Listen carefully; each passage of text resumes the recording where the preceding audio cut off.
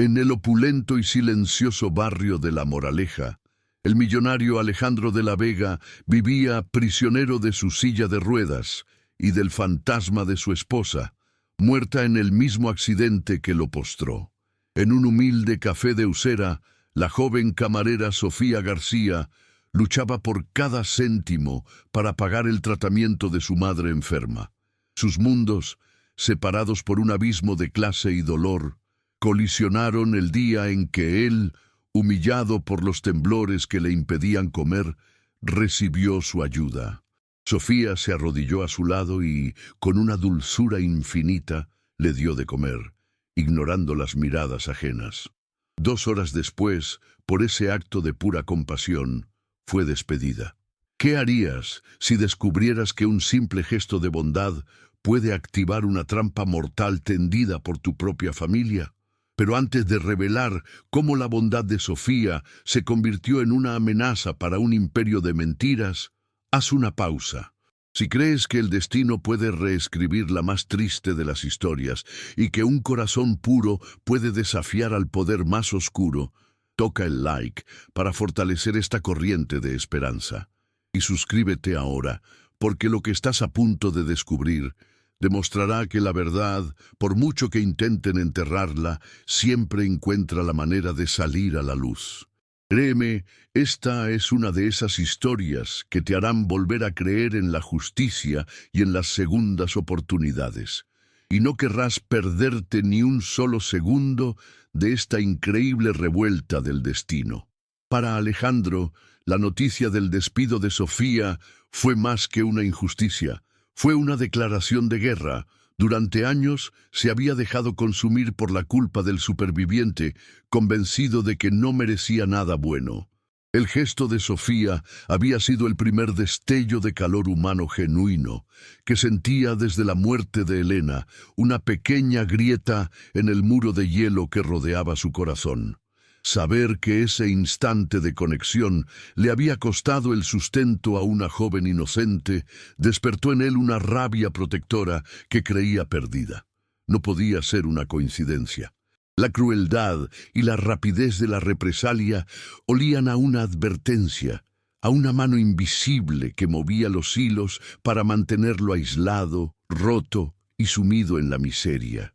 La rabia que sintió Alejandro fue un volcán en erupción dentro de un cuerpo que se sentía como una jaula.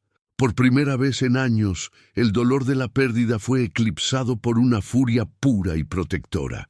Aquel despido no era una casualidad, era un mensaje. Alguien en su círculo más íntimo, alguien con poder, había castigado a Sofía por mostrarle un atisbo de humanidad, por recordarle que aún podía sentir. De inmediato, movilizó a su equipo de confianza, ordenando que encontraran a esa joven a cualquier precio. No era caridad, era una cuestión de honor. Iba a descubrir quién estaba moviendo los hilos en la oscuridad para mantenerlo prisionero de su propia miseria, y no descansaría hasta exponerlo.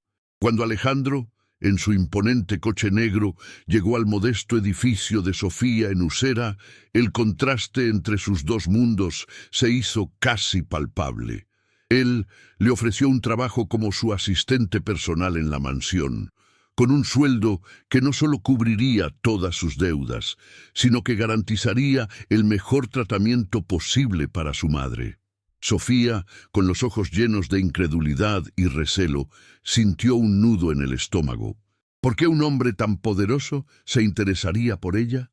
La desconfianza luchaba en su interior contra la más pura desesperación. Sin embargo, la imagen de su madre, frágil y necesitada, fue el empujón definitivo.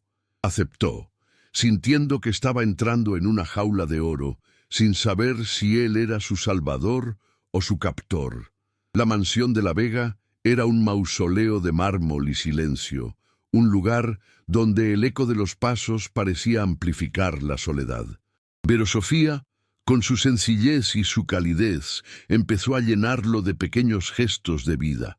Su relación, que comenzó con una formalidad tensa, pronto se transformó. Juntos empezaron a tirar del hilo del despido. Una llamada al antiguo jefe de Sofía, realizada desde un teléfono privado por el investigador de Alejandro, reveló un detalle crucial. El dueño del café había recibido una llamada anónima amenazándole con arruinar su negocio si no la despedía de inmediato. La sospecha de Alejandro se convirtió en una certeza helada. La coraza que lo rodeaba comenzó a resquebrajarse, no por lástima, sino por la lealtad y la fuerza que ella irradiaba. Mientras tanto, en una fría y moderna oficina con vistas a la Castellana, Ricardo de la Vega recibió el informe de su espía. La camarera no solo había sido encontrada, sino que ahora vivía y trabajaba en la mansión de su hermano. Una ira gélida recorrió sus venas. Sofía no era solo una chica. Era una variable incontrolada, una chispa de luz que amenazaba con iluminar los oscuros secretos que él había enterrado con tanto esmero. Veía cómo su control sobre Alejandro se desvanecía, cómo la depresión que lo mantenía dócil empezaba a disiparse.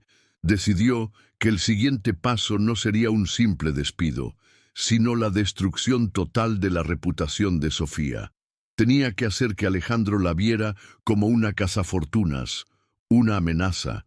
La partida de ajedrez había comenzado y Ricardo, desde las sombras, movía sus piezas para dar jaque mate a la esperanza. Ricardo no tardó en mover ficha. Al día siguiente, las portadas de las revistas del corazón explotaron con un titular venenoso y cruel. La camarera cazafortunas, el sórdido plan para seducir al millonario roto. Las fotografías, hábilmente manipuladas, mostraban a Sofía en situaciones comprometedoras, con montajes que la situaban en yates y fiestas de lujo que jamás había pisado en su vida. La noticia cayó como una bomba en el exclusivo círculo social de Alejandro, cuyos teléfonos no dejaban de sonar con llamadas de amigos falsamente preocupados por su vulnerabilidad. Él, sin embargo, sintió una claridad gélida en medio de la tormenta mediática. Miró las fotos, el rostro de Sofía descontextualizado y manchado, y no vio a una estafadora. Vio una víctima. Supo, con una certeza que nacía en lo más profundo de su ser, que aquello era la firma de su verdadero enemigo. Para Sofía, el ataque público fue un golpe devastador y humillante. Ver su rostro en los kioscos, su nombre arrastrado por el fango, la llenó de una vergüenza y un pavor que la paralizaron por completo. Su primer impulso fue hacer la maleta y desaparecer, huir de esa jaula de oro que ahora se sentía como una trampa mortal y asfixiante. No quería arrastrar a Alejandro a su miseria personal. Cuando le comunicó su decisión, con la voz rota por el llanto y el alma en pedazos, él la detuvo con una firmeza que la sorprendió. «No te vas a ninguna parte», le dijo, su voz resonando con una autoridad protectora que nunca antes había usado. «Esto no es culpa tuya. Es una declaración de guerra contra mí, y tú estás en medio. No voy a abandonarte. Vamos a luchar contra esto juntos». Movidos por una nueva y compartida determinación, se pusieron a trabajar codo con el investigador privado.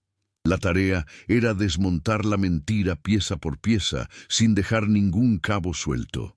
El investigador confirmó que las fotos eran montajes burdos, pero muy difíciles de desmentir públicamente sin tener pruebas contundentes. Fue entonces cuando Sofía, revisando las imágenes por enésima vez, con los ojos hinchados de tanto llorar, notó un detalle imposible de falsificar. En todas las fotos reales de su vida, llevaba un pequeño y barato relicario de plata que su madre le había regalado. Sin embargo, en la foto clave del escándalo, una donde supuestamente brindaba en un hotel de lujo, el relicario no estaba. «Yo nunca me lo quito», susurró con los ojos iluminados por la revelación. «Estuve con mi madre en el hospital ese día. Nunca estuve en ese hotel». Ese pequeño detalle lo cambió absolutamente todo. La prueba del relicario no solo les dio un arma poderosa para poder contraatacar, sino que solidificó su alianza de una forma que ni el propio Ricardo podría haber previsto jamás. Ya no eran un millonario y su empleada, eran dos almas luchando desesperadamente por la misma verdad. La rabia de Alejandro ya no era solo por Sofía, sino por la red de manipulación en la que él mismo había vivido durante años. Aquella noche, mientras buscaban más pistas, abrieron un viejo álbum de fotos de Elena. En una imagen tomada semanas antes del accidente, Alejandro notó algo que le heló la sangre. En el reflejo del coche, detrás de Elena, se vislumbraba la figura de un hombre observándolos. Un hombre cuya silueta le resultaba inquietantemente familiar. La investigación acababa de dar un giro oscuro y mucho más personal. La fotografía se convirtió en el epicentro de su universo, un portal oscuro hacia un pasado que Alejandro había intentado sellar bajo capas de dolor y culpa. La silueta borrosa en el reflejo del coche lo obsesionaba, una presencia fantasmal que su mente se negaba a identificar del todo, aunque un pavor helado le decía que conocía esa postura, esa forma de estar en el mundo. Junto a Sofía, que se había convertido en su ancla en medio de la tormenta, pasaron horas analizando cada píxel, cada sombra. Llamaron a su investigador privado, un hombre discreto y eficiente llamado Mateo, y le enviaron la imagen. La orden fue clara y urgente: identificar a ese hombre a cualquier precio. Para Alejandro ya no se trataba solo de justicia, sino de reescribir la historia de su propia supervivencia.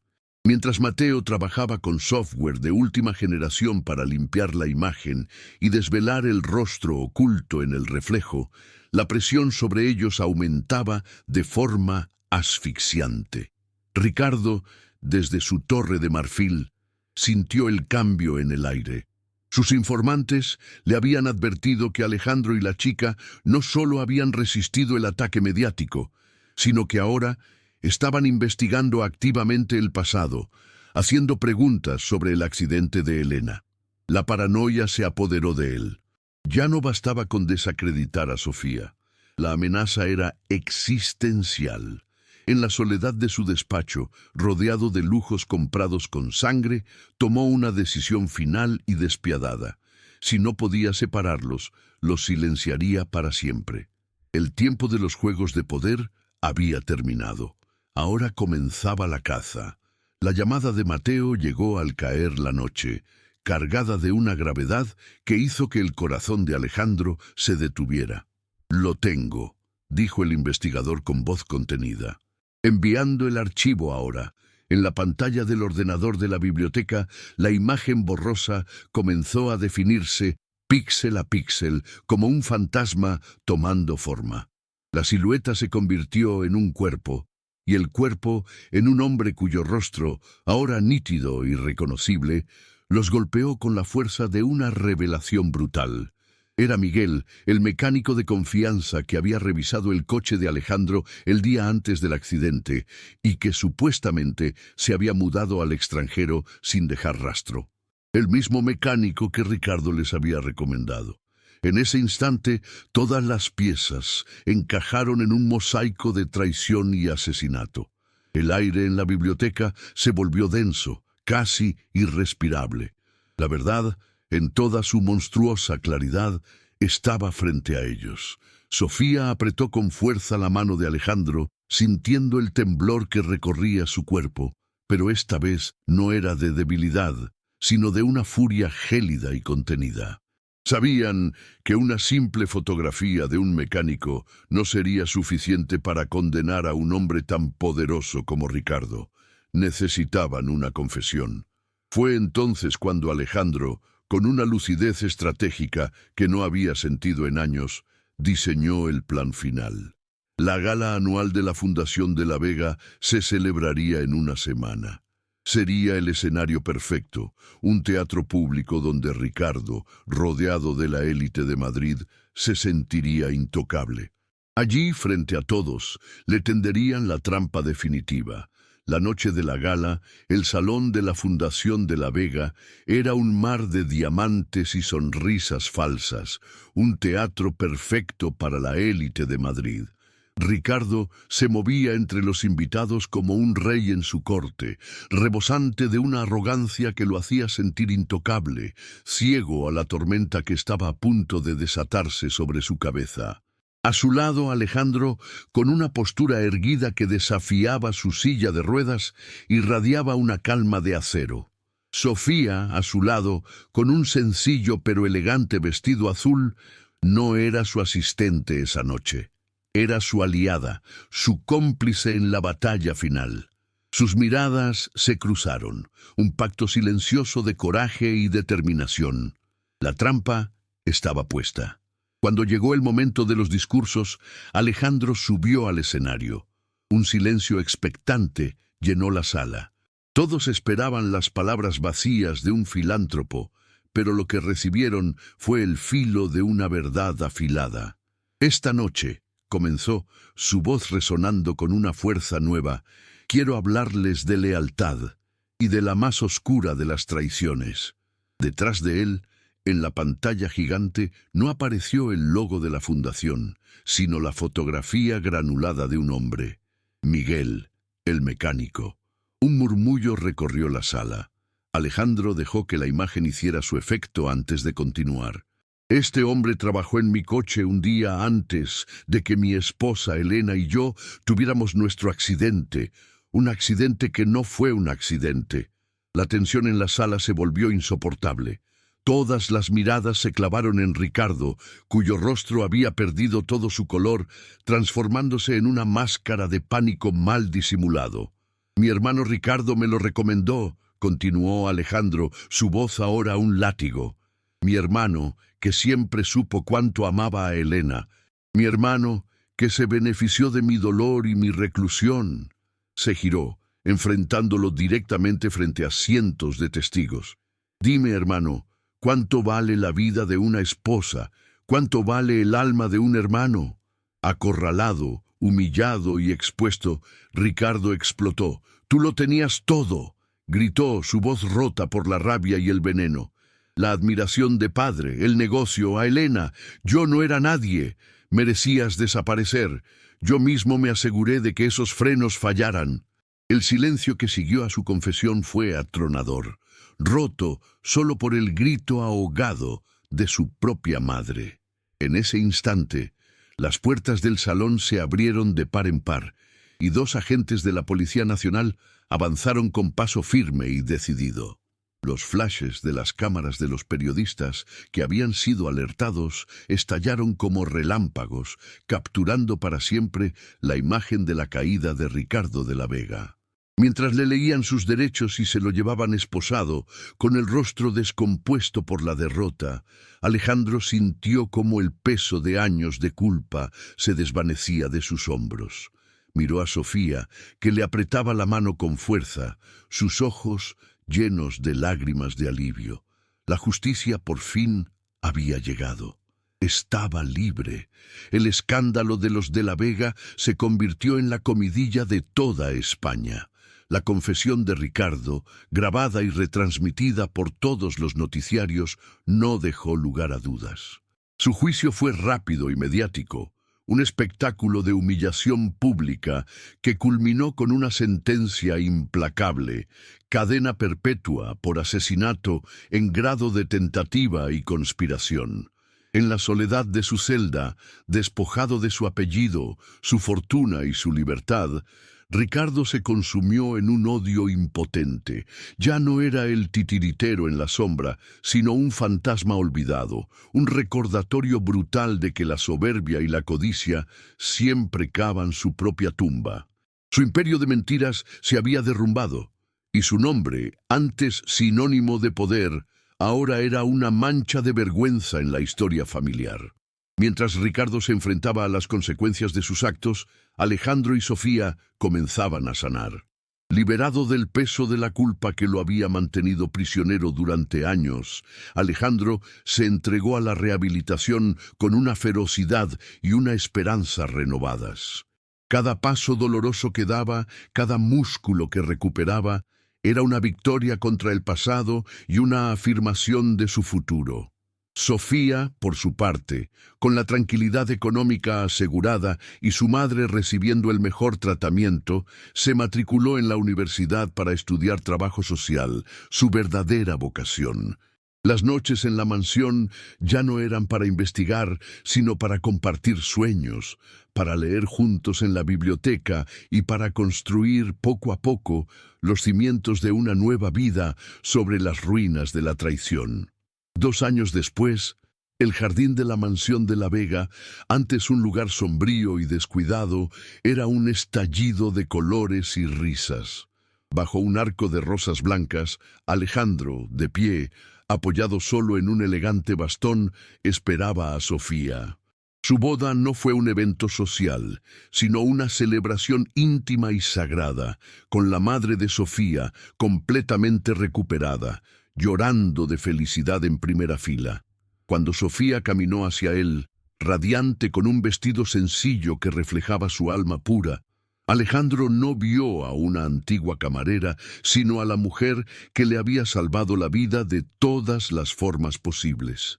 Se tomaron de la mano, ya no como protector y protegida, sino como iguales, como dos almas que se habían encontrado en la oscuridad para caminar juntas hacia la luz. 1 año más tarde, en ese mismo jardín, se celebró la inauguración de la Fundación Elena de la Vega para víctimas de la injusticia. Alejandro, con una serenidad que conmovía, pronunció el discurso de apertura, pero fue Sofía, como directora de la fundación, quien presentó los proyectos con una pasión que inspiró a todos los presentes. Habían transformado su dolor en un legado de esperanza para otros. Al atardecer, cuando los invitados se habían marchado, se quedaron solos, contemplando el cielo teñido de naranja. Alejandro la abrazó, sintiendo el calor de su nueva familia, de su vida recuperada.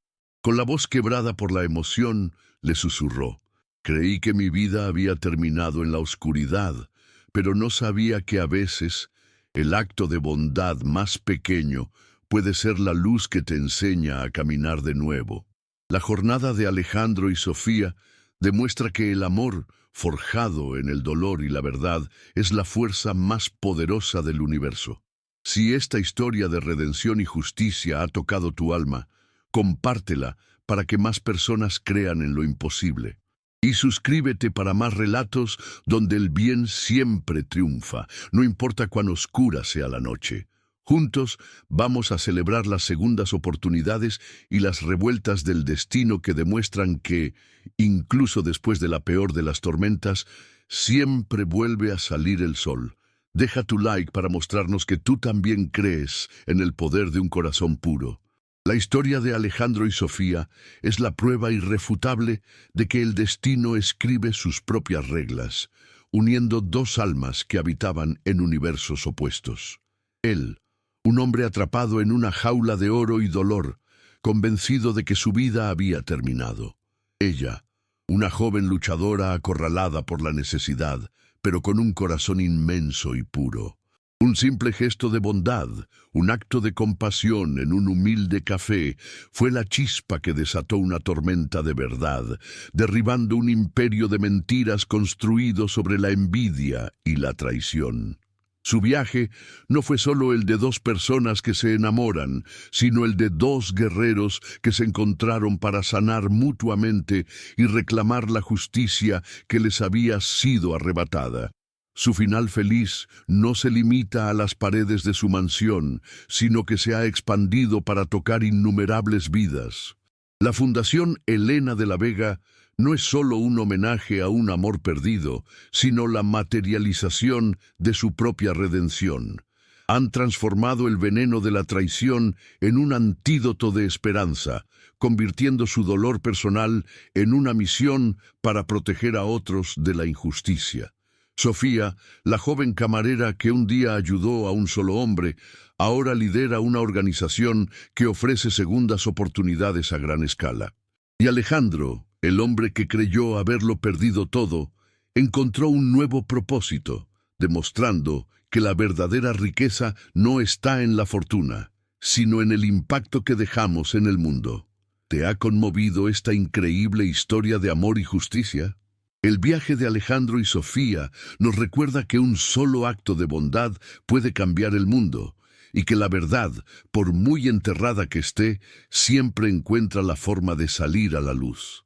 Si tú también crees que el amor verdadero es la fuerza más poderosa para sanar las heridas más profundas, deja tu like para celebrar esta victoria del corazón. Comparte este relato para que su mensaje de esperanza ilumine a más personas y suscríbete para unirte a nuestra comunidad, donde seguiremos contando historias que demuestran que, sin importar la oscuridad, el bien siempre, siempre encuentra la manera de triunfar. Hasta la próxima gran historia.